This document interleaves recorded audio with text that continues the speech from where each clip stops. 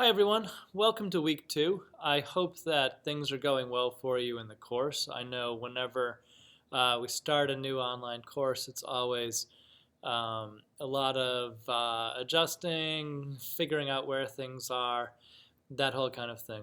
Please, at any point, if you have a question or you're stumped, put a question up in the forum, or if it's not for everyone, definitely drop me an email or give me a call. That's my job. That's what I love doing. So um, never feel like it's a bother.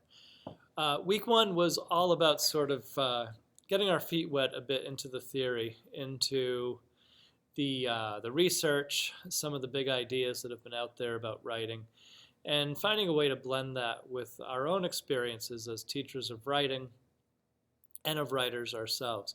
And if you look through the forums, and if you really, open each one and scan through, the conversations are very similar.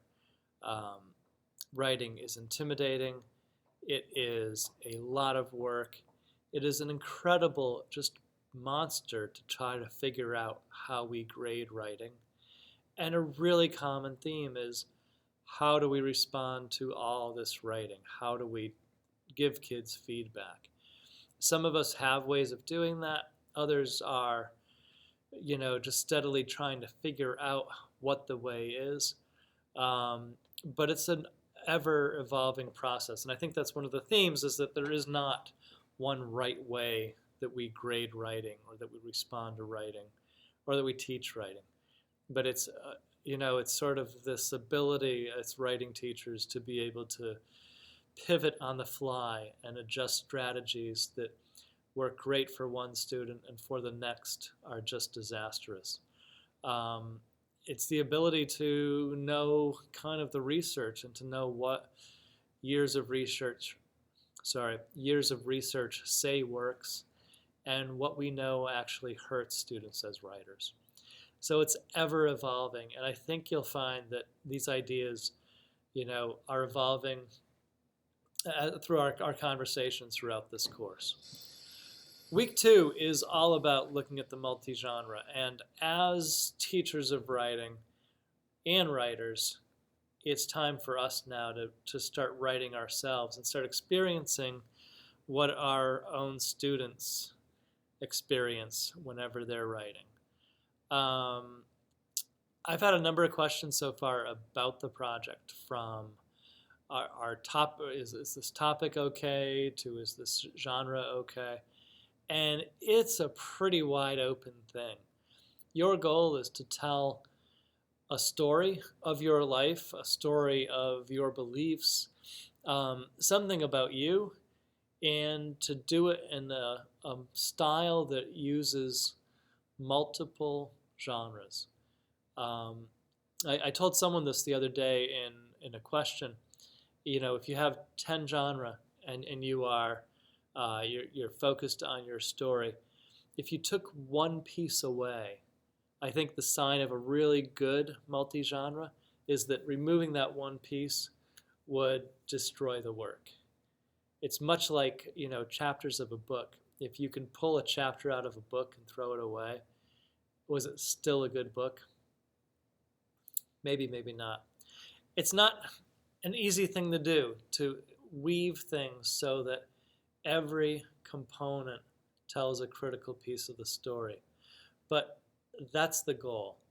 There should not be, a piece that's sort of fluff, but somehow adds a piece to the story that nothing else adds. And that's a challenge. So I wish you a lot of luck in that. I think folks will do great things, and it's also an evolving process. One piece of the multi-genre that's a requirement is a "This I Believe" piece. Now, this can be shared as a piece of writing, letters and words on a screen. It can be done as a audio file. It can be done as a video file. There are millions of ways of doing this piece. The way you choose is up to you. I've provided links to the This I Believe website, the actual guidelines that NPR uses, as well as a couple samples. One This I Believe that I like a lot is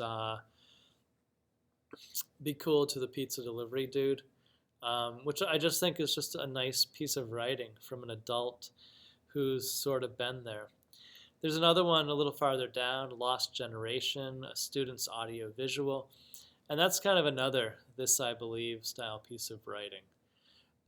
So you will find loads of others on the website, This I Believe, and it's a piece of your multi-genre. So this is where you sort of make the commitment to where that whole project is going to go. Your goal this week is to produce that one component, the This I Believe. I'll also ask you to identify what you're going to be reading as a choice book in this class. And again, while there's a list in the syllabus, and I think all of those are fine books, if there is something else out there that you would like to read, please just drop me a line and let me know. I don't know that I've ever told someone, no, you can't read that, but I think there have been times where I've given some advice, or it's just helpful to know. I book kind of reading conversations later in the course, and getting a sense of what everyone has picked is a huge help for my planning.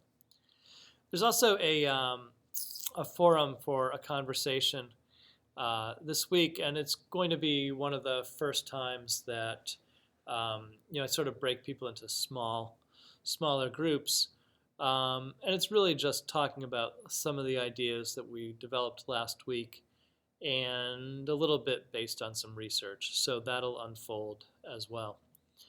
Again, this is the kind of the time where you split your time between being in the course and having a bit of a presence here, but probably this week a lot of your work happens on your own and working on your own piece of writing.